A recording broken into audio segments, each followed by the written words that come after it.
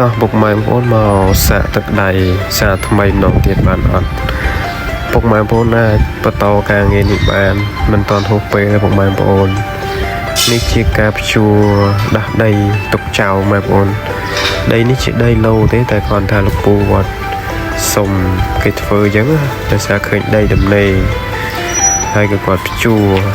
ជួនពេលដែលមានភ្លៀងធ្លាក់ខ្លាំងមើលទៅរៀងស្អាតមែនតើពុកម៉ែបងប្អូនទេសភាពប៉ុន្តែរៀងពិបាកដើមបន្តិចដូចខ្ញុំគឺពិបាកដើរណាពុកម៉ែបងប្អូន